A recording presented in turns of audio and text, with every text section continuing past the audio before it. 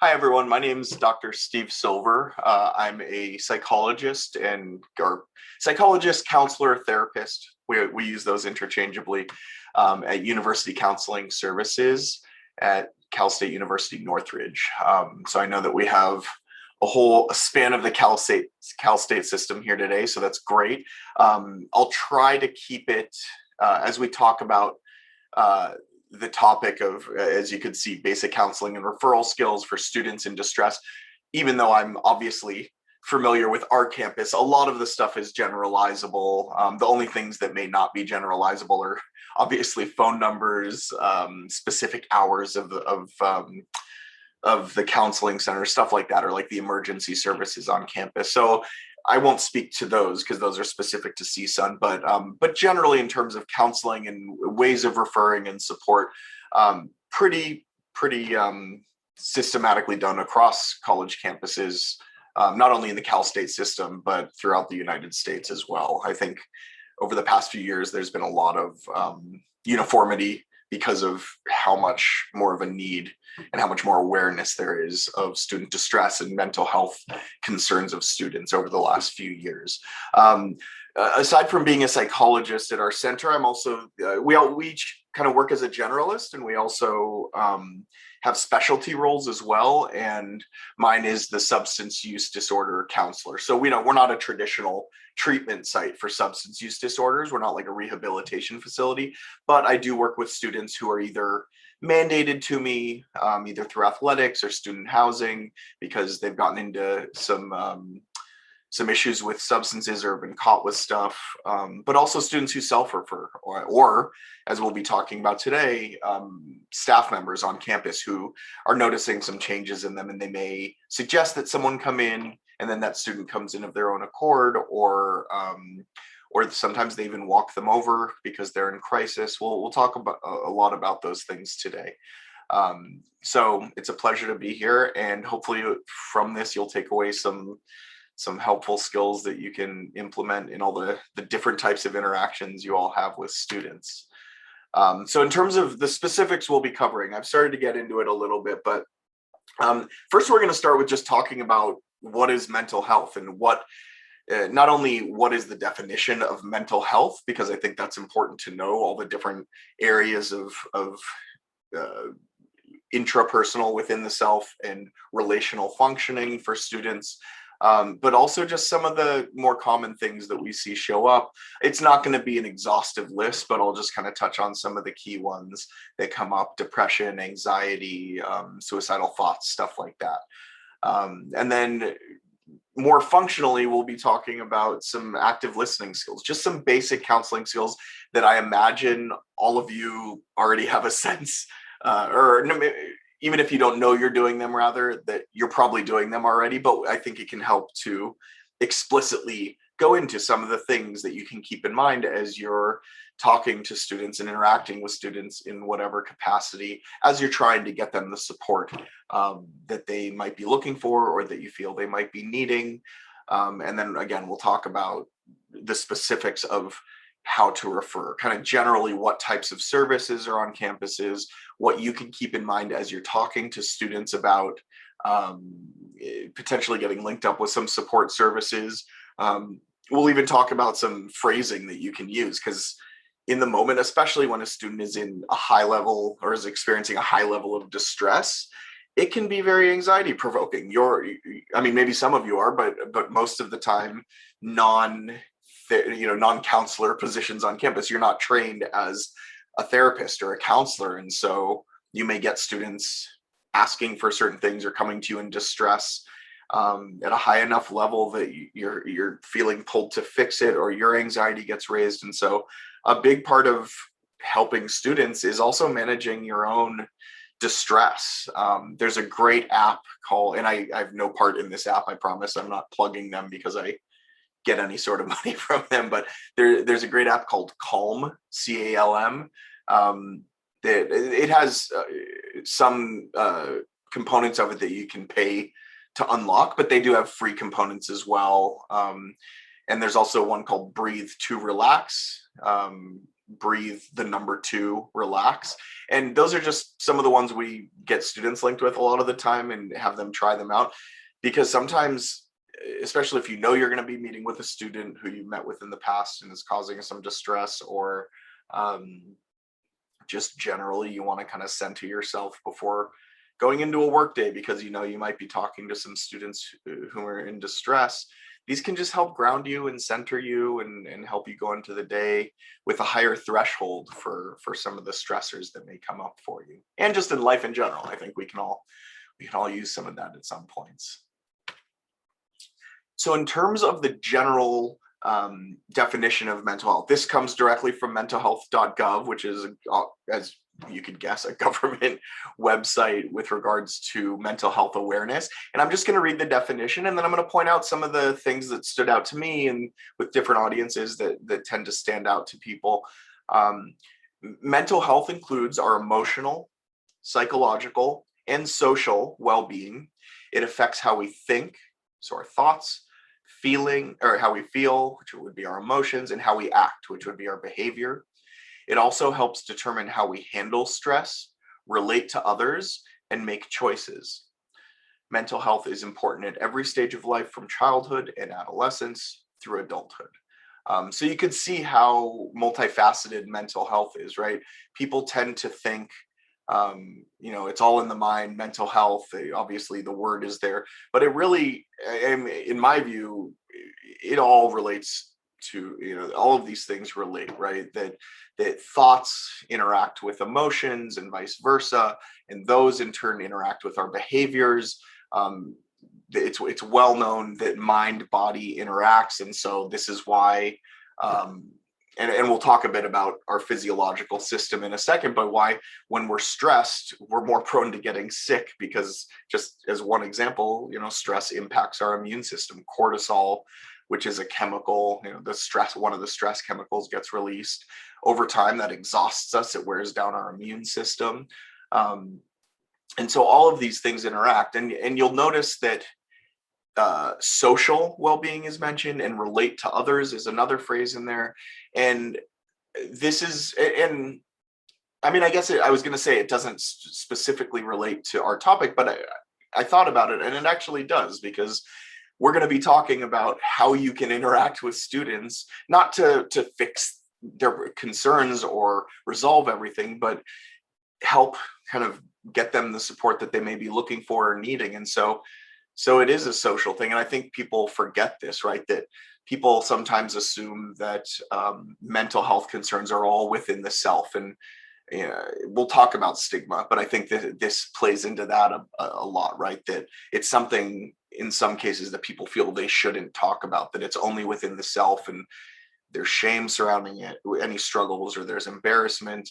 But mental health, has to do with relating to others as well. We are social beings. Even those of you who consider yourselves introverts, we still need social interactions. Introverts just kind of recharge in solitude. It's not a matter of needing people or not needing people.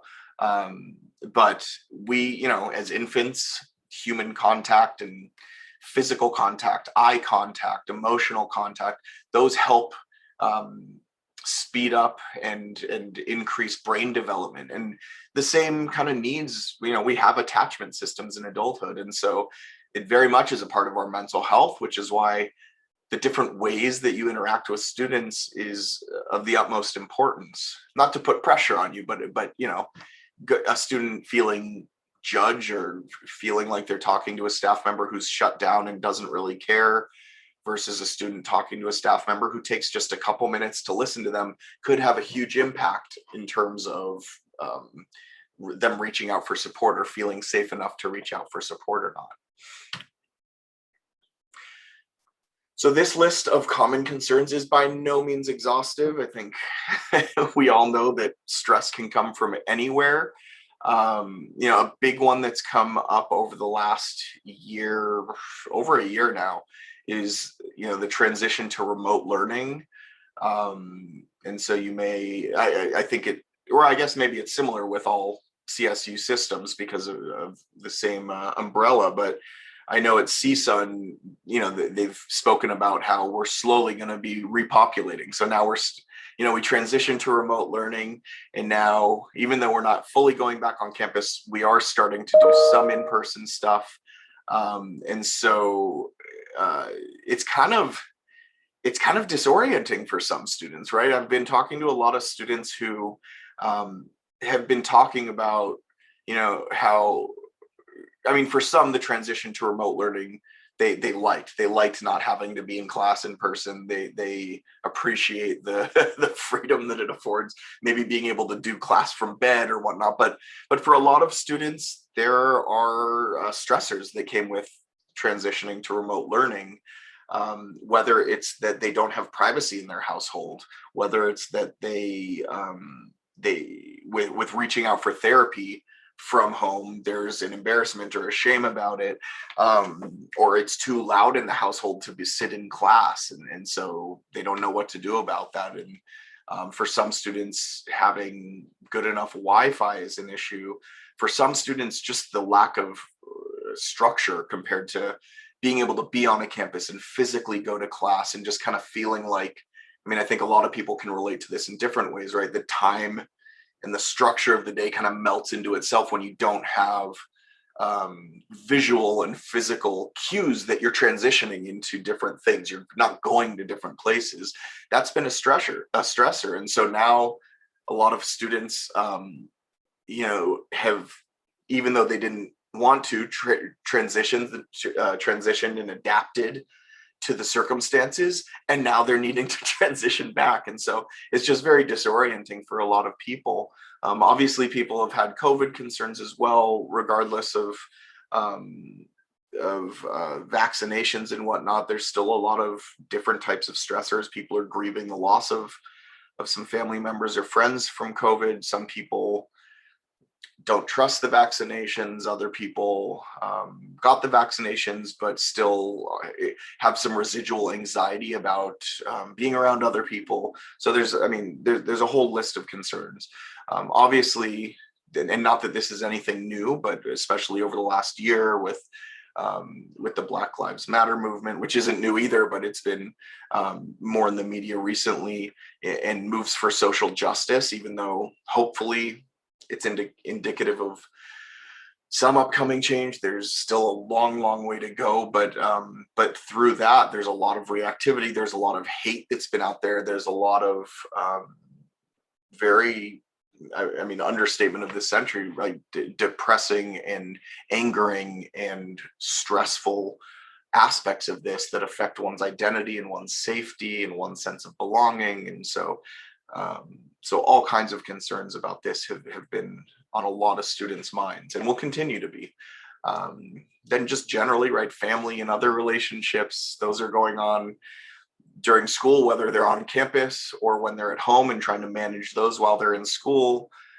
Finances, of course, are always going to be some sort of stressor for some students. Career decisions, and then there's just general unexpected trauma and crises, right? Deaths, moves that need to happen, divorces, even positive events, come with a stress, right?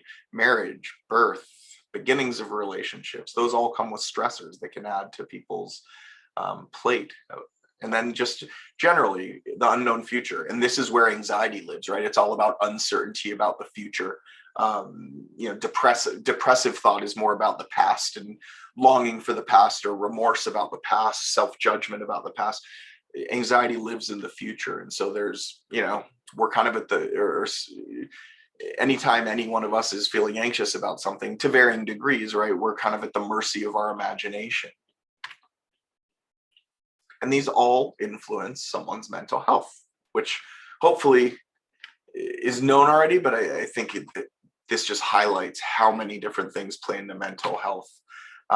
So like I said, I'm gonna talk about some of the general categories of some of the more common diagnoses that we see. I'm not going to go super in depth, because this is not a presentation on anxiety or depression or suicidal thoughts, but I think it's worth noting a few things about each of them. I think it's helpful for you all to know things generally about these, so that and not that you're going to specifically be talking to students about this or counseling them on it, but I think the more informed that anyone is, even if it's on the back burner, I think that, I mean, sure, yes, explicitly you can maybe interact with them about it, but I think even more so, the more that we understand the nuances of something, the more that can influence the way that we interact with students about it, even if it's such a subtle thing in our tone or our patience or a look of understanding. They might, any of those things can affect them feeling heard. And so I think that makes it worth it.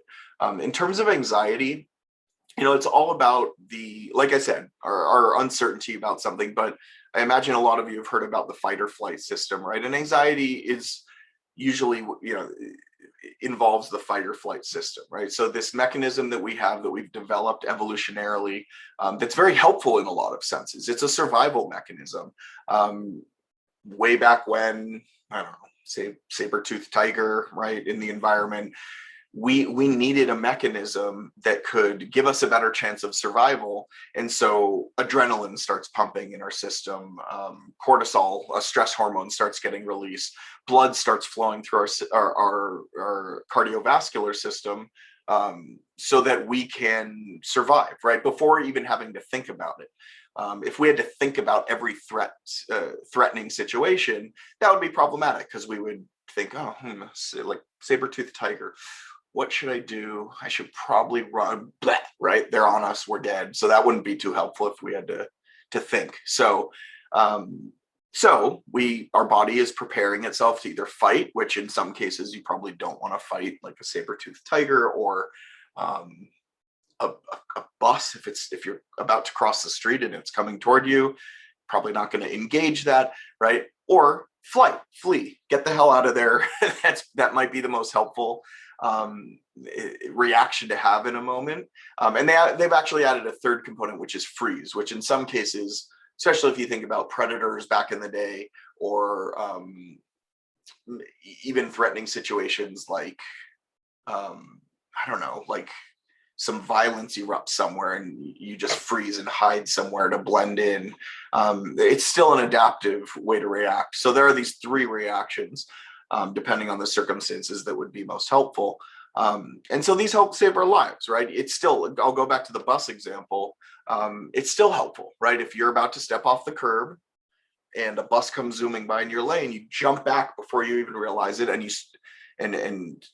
then you start thinking, oh my gosh, that was so close. And then you start noticing these physiological symptoms of our body going into fight or flight. Usually some common ones are increased heart rate, shallow breathing or rapid breathing, tingling sensations in the fingers, sweating, gastrointestinal distress. All of those things are our body preparing to fight, flee, or freeze, right? So the rapid heart rate, it's starting to pump blood everywhere so we can act.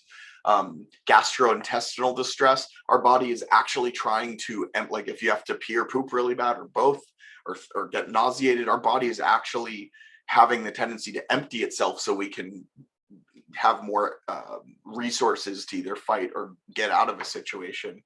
So those all relate. And I think this is helpful to know, because sometimes people freak out when they have these symptoms, and then it turns into a cycle where they intensify because they get worried about them, and then they get more intense, then they get more worried and more intense, and so on and so forth. So to know that it's our body doing what it thinks it needs to be doing can be helpful.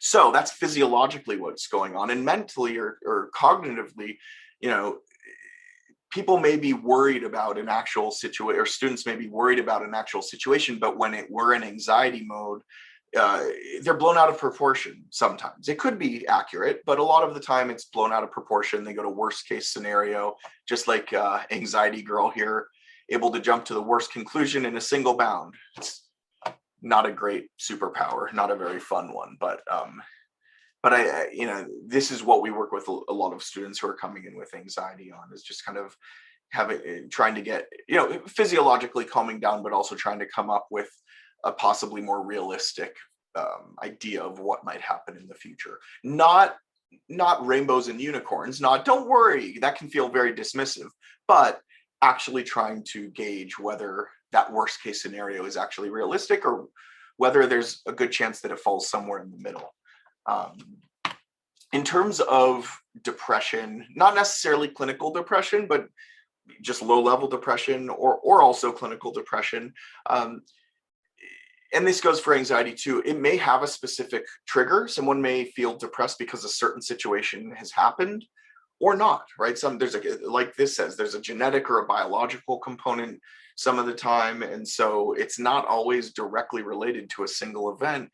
And, a big misconception about depression is that individuals can just kind of suck it up or like, do one thing to change it, but that can actually feel very invalidating. And it's not just a matter of willpower and getting through it, especially if there's a biological component to it. So some of the big signs that someone might be depressed would be obviously, depressed mood, low mood, right? Loss of pleasure in usual activities, appetite changes, and it's not just eating less or having a lack of appetite. It could be increased appetite too. Sleep disturbance, it could be sleeping a lot less, it could be sleeping a lot more, it could go back and forth. There's no one way that it looks. Fatigue is one, feelings of worthlessness, difficulty concentrating is one that we see a lot, obviously, with students trying to focus in class, and they might not even be aware that their mood is low some of the time, but they're having difficulty concentrating and sleeping. And so it could be a different combination of all these things. Social withdrawal is a common one too. Suicidal thoughts, of course, decreased sex drive. These all can be a part of the picture of depression. And another thing I'll put out there is, remember, you're not in any place where you're supposed to be assessing them and figuring out a diagnosis. But again, I'm just trying to kind of create a picture of what types of things we see coming in. In terms of suicidal thoughts, I don't know if this is a misconception or not, but I think it's worth noting that a lot of the time suicidal thoughts are not actually about a desire to die. Sometimes it is, but in talking to a lot of students and talking to my colleagues who talk to a lot of students, a lot of the times suicidal thoughts are kind of a fantasy state about not wanting to feel and finding ways not to feel the distress that someone is feeling in those moments. And when it doesn't seem like there's a way out or a way to not feel that, of course, not being alive is the ultimate way of not feeling those. And so what we work with students a lot of the time on in terms of suicidal thoughts is having them have some hope. Yes, first seeing that people care, of course, but in the process, having them realize that as they're able to regulate their emotions and tolerate their emotions more, that the suicidal thoughts tend to subside because they have more of a hope and a trust, and then the experience of tolerating difficult emotions and getting through them. And so the function of the suicidal thoughts isn't really there as much. And so I think that's good to know, right? Doesn't mean it's not as serious. It always should be taken extremely seriously, regardless of where the suicidal thoughts are coming from. Completed suicide is the second leading cause of death among college students. I believe the first is kind of the combo of traffic and non-traffic alcohol-related accidents, the last I looked. Specific to CSUN, and I know it probably varies from campus to campus, specific to CSUN, just under 8% of CSUN students reported seriously considering suicide sometime within the last year. And this is a lot for our campus. Just over 1% of CSUN students reported attempting suicide sometime within the past year. And attempts, look very differently. There's a range of attempts and how close they got to actually completing. But on a campus of, I think we're about 40,000, that's like, I don't know, I'm a psychologist, not a mathematician, but I think it's around like 500 students or something like that, maybe a little less. So something to be taken seriously. This can feel like a very difficult subject or area for non-trained individuals. I know on our campus we have QPR training, which I imagine a lot of campuses have. And it's a training on how to kind of gently, lightly assess for and ask questions to a student about suicidal thoughts, and then getting them referred to the most appropriate resources on campus, QPR training. So if you have that on your campus, definitely take advantage of that. Like I said, all comments about suicide should always be taken seriously in person. More and more, we're seeing comments made online, which, we're then reaching out to students to check in on their safety. So it's showing up online more and more. And something needs to be done quickly. You never want to take the risk of assuming that someone is just saying it, when in fact they may be serious. And if something happens, that someone who had the chance to say something didn't say something. A key thing, if someone is kind of talking around it, is being direct with language. A lot of people think that if you ask them, are you having thoughts of killing yourself, that someone who previously wasn't thinking about it then all of a sudden is going to say, oh, wow, like that's an idea, maybe I should try that. People know about that as an option, and a lot of the time, if there's depression or for a while, not that they've seriously considered it, but they know about suicidal thoughts. And so you're not going to plant the idea. Talking around it only keeps it in that vague realm, and potentially has the risk of not getting them referred to the right place for support. Saying things like, are you having thoughts of not wanting to be here, could mean death, could mean school, could mean in the state, could be in the meeting with you. So saying, are you having thoughts of killing yourself or seriously harming yourself, or are you having thoughts of wanting to die? Those are okay questions to ask. And actually, this surprises some people, but it actually can make them feel heard. People in their lives may have not been asking directly. So to have someone ask directly can actually make a student feel seen. And obviously consult, right? Again, this is not on you. That is not your role on campus. We get all kinds of calls at our counseling center, just that someone is sitting with a student. And so you can always consult either with your superior or higher up in your center, whom then may reach out to the counseling center, or you can reach out directly to the counseling center. And then self-harming behaviors. There's some obvious visual signs to this. Believe it or not, a lot of the time, self-harming actually doesn't have to do with suicide or wanting to die.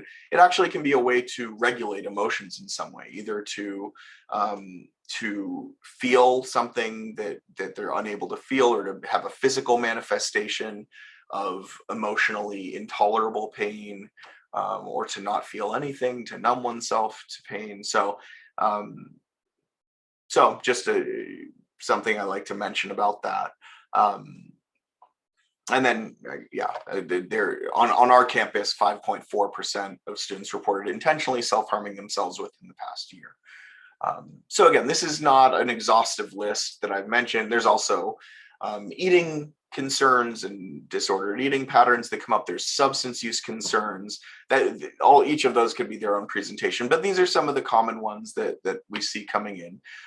In general, some of the warning signs to keep an eye out for are just changes in appearance, right? And again, remember, it's not your job to assess what is going on with them. Is it depression, or is it that they're using substances, or both, or whatnot? But just things to keep in mind, that if you're seeing some of these things, it might indicate that it might be worth having a conversation with them, details of which we'll talk about in a little bit. So changes in appearance, right? If someone seems to be, and this could be on Zoom or once we're in person again, right? It seems to be kind of disheveled in appearance, or their hair, they're not combing their hair as much, and that's a change from before. Their clothes are dirty. Some of this could be related to socioeconomic or financial status, of course, but a combination of these things might indicate something, right? Significant weight changes, again, increases, decreases, academic problems. This might be some of your roles as academic counseling. And so if there's a change in terms of their grades or their showing up to meetings or showing up to work, if any of you work with students, if you notice that they're socially isolating or withdrawing, if they work in a department that you're in, or if you just, a lot of you may get to know students pretty closely, meeting with them in different capacities. So if you just notice kind of a withdrawal socially, irritability could be one of them, crying spells. I think that's, a more visually obvious one, right? If someone is crying frequently, then it might be an indication that something's wrong.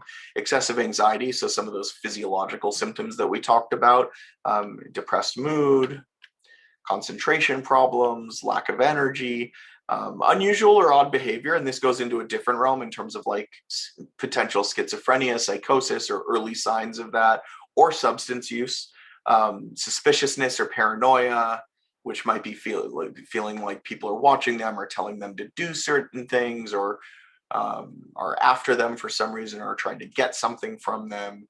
If they're talking about hearing voices, or are actually engaging with those voices, talking to oneself, if their speech isn't making sense, if it's kind of disorganized, if their speech is very rapid, if they're talking nonstop. And I mean, some young people have a pretty fast speech pattern. So sometimes it's hard to tease apart whether it's young age or something more going on. So this is kind of subjective at points.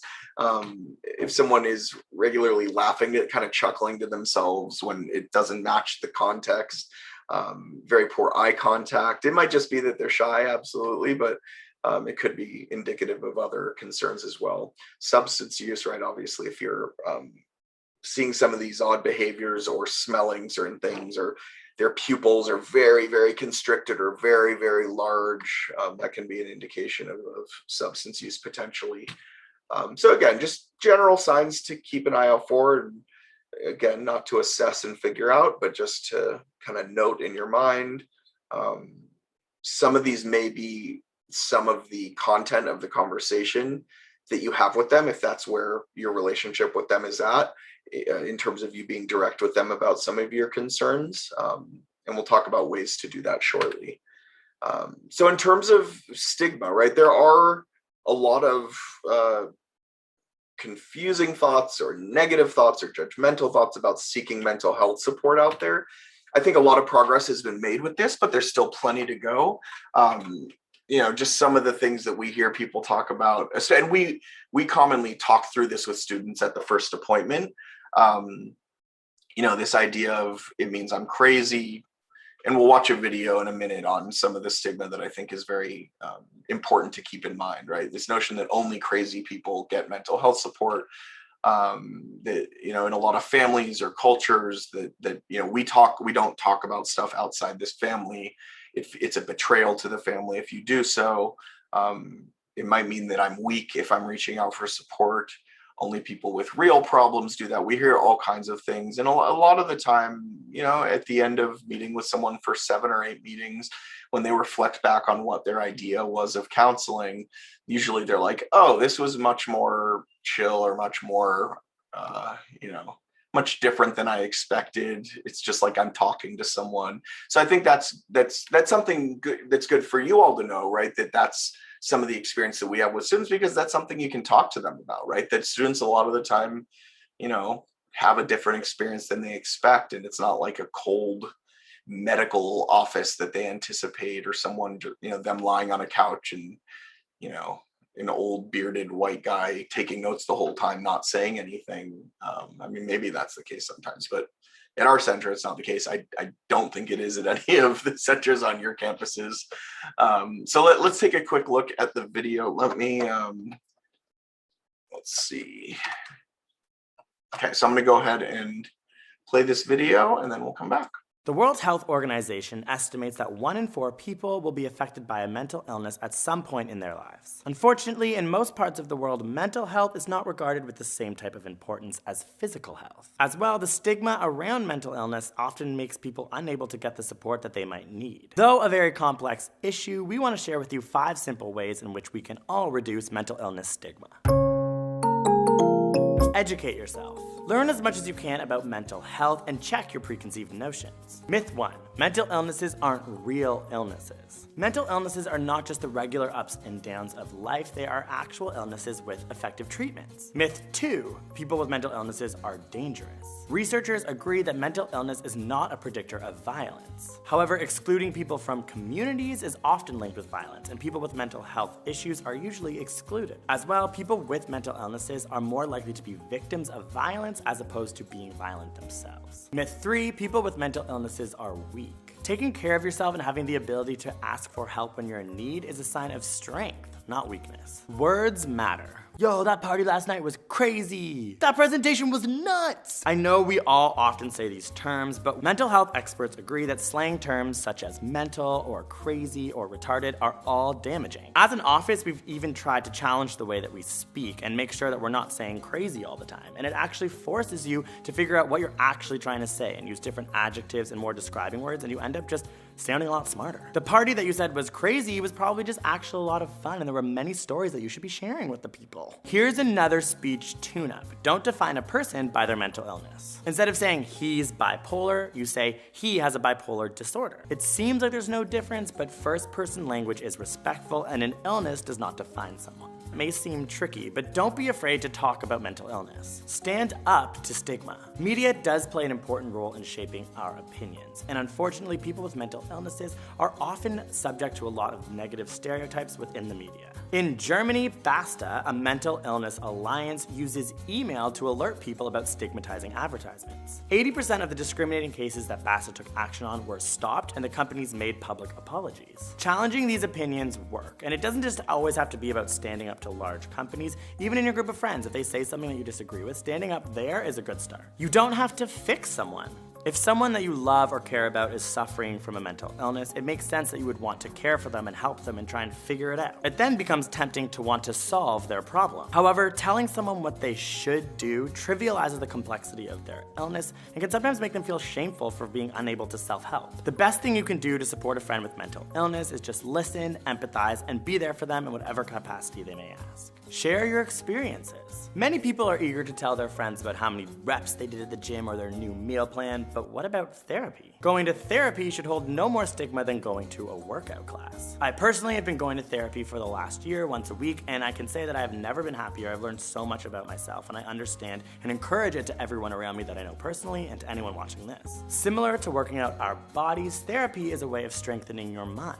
Research shows therapeutic effects on the brain when we verbalize our feelings. The more people start talking about going to therapy, the more likely others are going to consider it. Also, if you feel comfortable, you should share your stories about your own mental health, because self-advocacy is extremely important. Those are 5 ways that we can all work together and challenge ourselves to reduce the stigma around mental illness. And share this video to anyone and everyone who you think might benefit from watching it. Follow us on Instagram, Snapchat, and Twitter, and we'll see you next week for more videos like this. Thank you. Bye.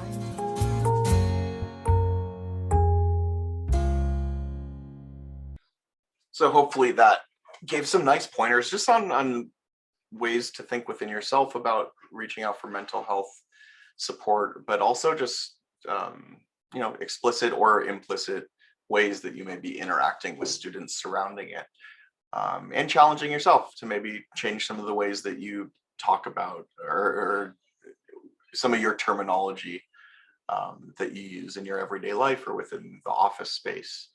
Because it all does have an effect overall. So just some statistics that I think are even more of an encourager to talk to students about mental health support and concerns to help destigmatize it. 42% of people with a mental illness face stigma and discrimination at least once a month. 58% of sufferers say the stigma and discrimination is damaging or harder to deal with than the illness itself. To me, that one is very telling, right? Imagine if people were not stigmatized for dealing with their mental health concerns, how much less treatment would be needed. I mean, people still would need treatment, but if you think about the fact that the stressor of how they're treated because of it or how they imagine people are thinking about them impacts to such a significant degree the actual symptoms, imagine that layer being removed. It's pretty significant. It's similar to how I talk to people about anxiety or having feelings, right? That we have those initial emotions that are difficult to deal with, but then potentially because of the stigma and whatnot of having emotions and all the messages people or that a lot of people receive, we have this layer of self-judgment or shame or embarrassment about having difficult emotions or anxiety or depression. And so it makes it even worse. And so if we can remove that layer, then we can just have that emotional experience and let them naturally run their course, as opposed to spending so much time and having so much stress added from worrying about the implications of having that experience. And then 63% of adults know someone with a mental health problem, right? This just shows that a lot of people struggle to varying degrees in different ways with different diagnoses. And the more people talk about it, the more realization there is that people are not alone. And I think that would be a helpful thing overall.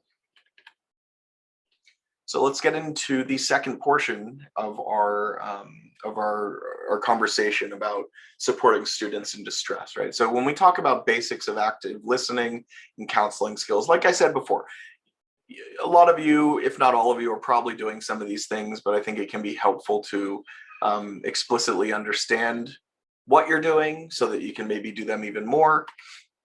But before we even jump into that, I want to hop into this really brief video that talks about empathy. Maybe a lot of you have heard of Brené Brown. She has a podcast. She does a lot of she's done a lot of TED Talks and stuff like that on leadership and vulnerability and empathy. So I think this is a nice introduction to how to the spirit of how you might help students.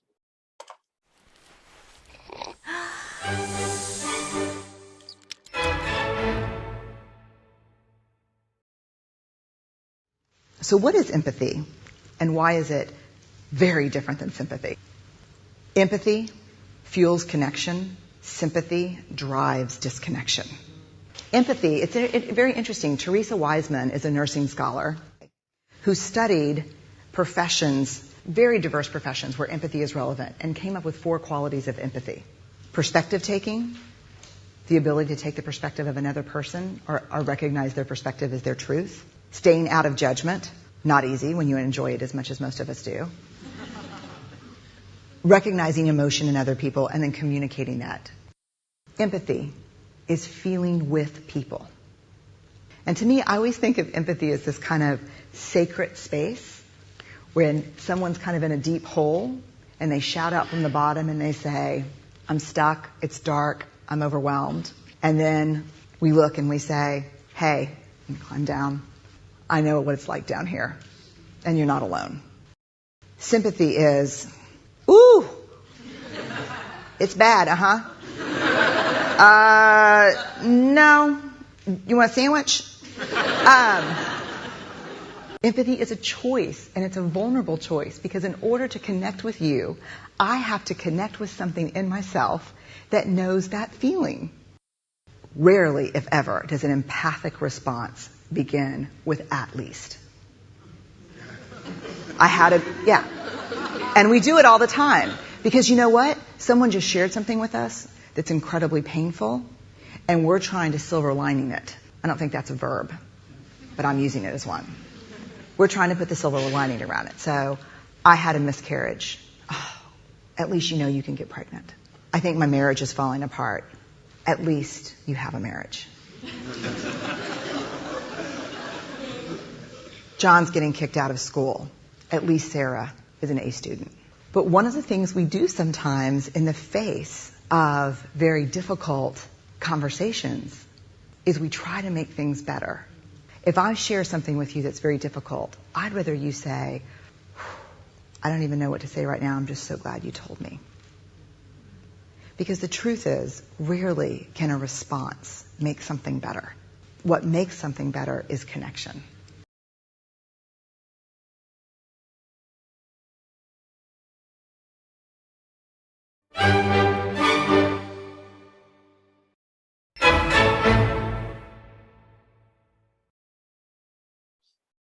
So I just think that's a wonderful example of just kind of a central thing that we can all keep in mind. Of course, in your roles in working with students, depending on what your role is, you're going to be helping them make things better. If there's a situation administratively that you're helping them with, or if you have a student staff member who needs a specific resolution to something, this isn't saying not to help them with that, but in terms of, when someone's having a general concern that maybe isn't within your realm of helping them fix, sometimes one of the most helpful things is just to kind of connect with them and listen, and then sure, get them linked up with appropriate resources if that's what they're looking for. But it's amazing what feeling heard can do for someone. And it's not to say that trying to kind of fix the way someone is feeling is from a bad place. Usually it's from a very well-intentioned place, but sometimes it misses the mark. So when you're talking to students, whether it's that they've come to you or whether it's that that you've noticed something and you want to talk to them about it, there are a few things that might be helpful to keep in mind. So if you're initiating it, requesting to speak in private, hopefully should be an obvious one, not bringing it up in front of other people that could potentially be embarrassing for them. If you're in a Zoom meeting with them, maybe it's sending a private chat to them saying, hey, can we meet in this other room right after?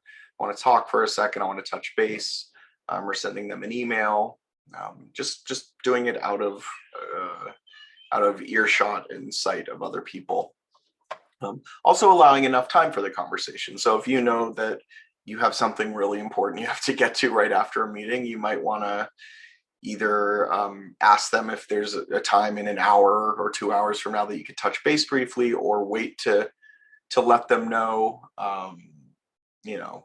or wait to initiate the conversation until you're ready to give the time so that you can ask them if they can talk right then. And then hopefully this is obvious, but not always, I guess, right? That when you're communicating with students, you want to do your best to do it, like I said earlier, in a direct way. And in a non-judgmental way, right? Check it. This is where it can become helpful to check yourself before going into a conversation. It may be that that a student with whom you're engaging rubs you the wrong way, even, right? It could be about them and you have to kind of check yourself and remain professional, or it could be that you're just having a shitty day and it has nothing to do with them, but maybe your tone is a bit irritable or you're feeling a bit short-tempered. So really, I think this is where like the Calm app or Breathe to Relax app could be helpful, right? If you are seeing something that indicates that you should have a conversation with a student, that it might be helpful for you to just kind of calm yourself and do a couple breathing exercises, or even 3 deep, slow belly breaths can be helpful so that you go into it as best you can in a non-judgmental way. When you're sharing with a student things that you're noticing that are concerning to you, again, I can't be more direct at this. Be direct, right? You want to be direct and specific about the things that you're seeing, because being vague can lead to confusion and they might not understand what you're saying, and that can be frustrating. And so being specific, right? Behavioral changes that you've seen in them, if they're a student worker and they're not showing up to work regularly again, or you've heard them say something about not wanting to be here, right? You can ask them, say, I heard you say something the other day, and maybe it's nothing, but I do just want to check in with you. I heard you say, I don't want to be here, and you seem like, your mood seemed a little lower than it normally does. You can even give disclaimers, right? I don't mean to overstep any boundaries, but I do care about you. And, are you having any thoughts about killing yourself, or have you had thoughts about ending your life? That's a totally appropriate way to engage with someone once you've initiated that conversation. And they can say yes or no, that you can go on from there. But at least they know the specific things that you're seeing that have caused some concern, so they can address them and let you know and give you a sense of kind of what, whether they're looking for support or in your case is like if support is needed, and even if they're not looking for support, if it seems like there's enough distress that you feel like it'd be important for them to know about counseling services. Another example I've put up here is, I've noticed that you've been showing up to work pretty late recently. I'm a little concerned about you. Can we talk for a couple minutes? So again, if you have student workers and, I know that there's, what's it called? Like, not punitive.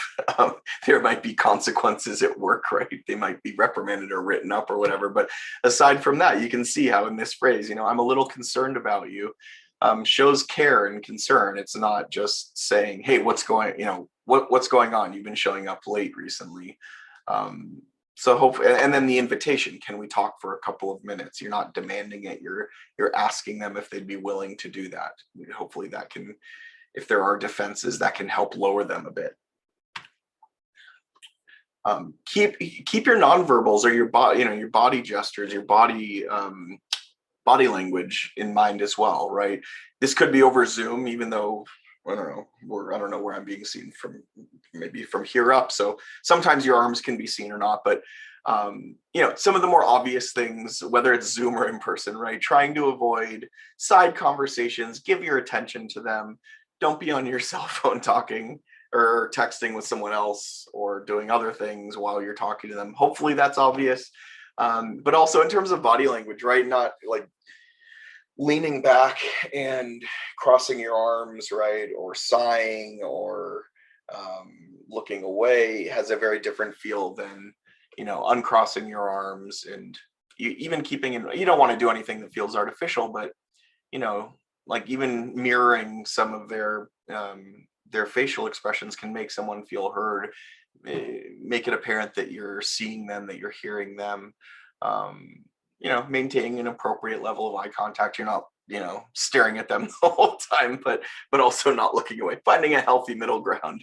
And then just natural nodding and smiling, which I think everyone probably already does. Some people just tend to do that less. And so if you tend to be someone who just kind of intensely listens, maybe, practice doing that a little bit, but not, I don't know if any of you watched The Office, but if anyone knows Dwight, don't do it like Dwight did. He ended up doing that. You'd probably have a student run out of your office. So try to make it a little bit more natural. Not rushing things can be helpful too. Even a minute or two, if they're needing space, to air something or vent something, even an extra minute or two can be helpful and make them feel heard. Of course, set your own boundaries, right? You don't want to be sitting there for hours listening to a student. And we've all dealt with, or a lot of people have dealt with students who, take up a lot of space sometimes, and you have all the right to set your boundaries. And so obviously this is a case by case basis. But if it's not in that, this most recent realm I'm talking about, giving them an extra minute or two can go a long way. This goes along with nodding and just kind of basic things like that, but using minimal encouragers, right? In terms of verbal stuff. Sure. Yeah. Those go a long way, as opposed to just kind of looking at someone and not reacting. Asking open-ended questions can help them kind of disclose more, as opposed to a closed-ended question where they'll just answer yes or no, and it might feel more like an interrogation, right? Can you tell me a little bit more about what's been going on recently? You notice my face is a little changes a bit to show empathy. It feels natural when I do it, so I'm not forcing that, but kind of knowing what your face looks like as you're asking these questions.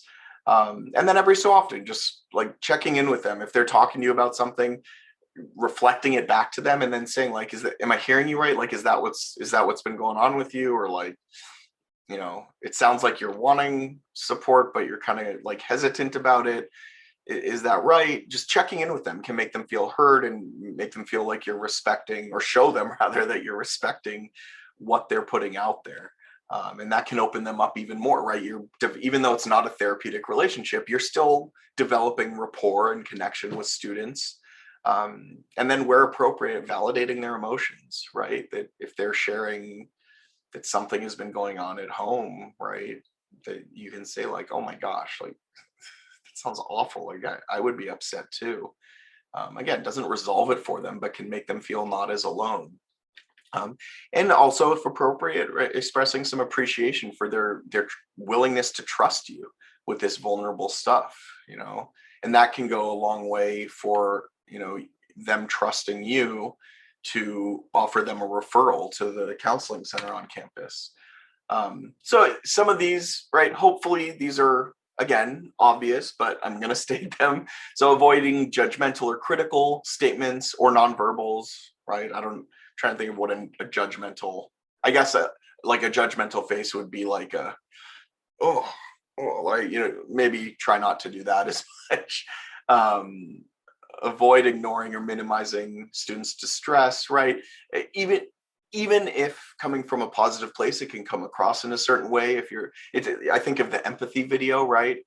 That's too bad. Or, I know some people in my life who might, with the best of intentions, say, don't worry, you'll get through it. Or like, it's going to be fine. It'll work itself out. And maybe that's important to know, but sometimes people just need to have someone be with them in the emotion as opposed to telling them it's going to be fine. Again, that'll vary from person to person. And like the video said, practice empathy over sympathy. Sympathy is kind of separate from someone. Empathy is feeling with. Try not to overreact to a situation. This is where managing your own emotions can come in, right? Even if you're feeling really anxious on the inside, the calmer that you're able to stay on the outside, that can help regulate someone. And then also, again, sometimes they're coming to you with specific fix-it questions about academic things. That's totally appropriate. But in terms of if they're coming with life stressors or relationship things, like you're not in a place to necessarily fix it. You can talk to them about again, you don't even have to go this far, but like choices they may make. But usually it's if you find that you're regularly in the position of a student coming to you to talk about these things, usually that's a good indication that a soft referral to the counseling center might be made, right? Like I said, maintain your own boundaries. You don't want to be over involved with a student's decision making or their concerns. If you need to meet with a student and you don't feel safe, have someone with you, set that boundary as well. Please keep in mind, you're not responsible for resolving their issues, right? Students may pull for that sometimes. They pull from us sometimes. It's not your job. Sometimes they want the answer, but it's not the appropriate place for us to give them that answer because it's not our life. But always focusing on encouraging them to get to the support resources on a campus. But this is a great resource. You can take a snapshot of this National Suicide Prevention Hotline. Phone number is on the bottom here. So that's always good to just have, on hand if a student needs it. Chances are, if you're giving a student that line, then you're going to be probably reaching out to the counseling center, if not a higher level of care, to get them support, right? So in terms of referring, so for non-emergencies, if someone's just in distress, but they're not saying, I'm worried I'm going to try and kill myself, or I'm going to go kill that person, or if they're having a psychotic break and they're not making sense, those are more urgent situations. But for non-emergencies, do research on your own. If you don't already know about counseling services, know about their hours, know about how they prefer people to get in contact with them. For right now, know if they're on campus or Zoom or whatnot. This should be obvious, but making it clear that you're just suggesting this to the student. One thing that I always encourage people to tell students is, look, like, I know there's a lot of uncertainty about therapy, and maybe it would be helpful, maybe it wouldn't, but the great thing is you can make a first appointment, and if it doesn't feel right, you never have to go back. Like, there's no commitment. You don't have to sign up for multiple sessions. You can always just try it and never go back. A lot of times that makes students more willing to reach out for support. I think with all the CSUs, right, free services are free. They're subsumed within some other fee, and confidential, right? Aside from if someone's at serious risk of killing themselves or someone else, or we hear about child abuse, elder abuse, dependent adult abuse. Everything else is private. If professors call, family members call, a department calls, we cannot say anything about a student ever reaching out to us, or we could get in trouble. And then obviously just having the phone number, location on campus, and hours can be helpful too. For emergency and urgent situations, don't try and fix it yourself. Don't feel like you're alone in it. We have staff members and faculty members reaching out to us all the time saying, hey, what should I do? If it's serious enough, sometimes we'll have them reach out to campus police. Sometimes we'll encourage them to walk. A lot of the time we'll encourage them to have the student come over, and a lot of the time they're comfortable walking the student over to our center, because that can actually encourage students to come in. But that's up to you. That might be a boundary that you set for yourself. So think about that. And again, I can't state this enough. Just let go and breathe, right? It's not your job to fix everything. It's not our job to fix everything either, but we're trained professionals to deal with these crises and concerns. And so know that if you can just kind of manage their, make them feel heard in the slightest bit, and then get them over to the campus counseling center or counseling services, then you've done your job, and you've showed them that you've cared, and you've gotten them linked up with support. And again, just generally, most counseling centers are just open to faculty and staff questions. If you aren't sure if you should consult or not, go ahead and consult and call, and you might get some guidance from the counseling center that'll be helpful. And also, I would say all counseling centers have after-hours crisis phone services or whatnot. So find out what that is for your campus, so you can have that handy to talk to students. So hopefully this felt helpful. Hopefully you'll be able to implement some of this in terms of how you interact with students on a daily basis, especially as we populate campuses more. It's going to be an adjustment for everyone.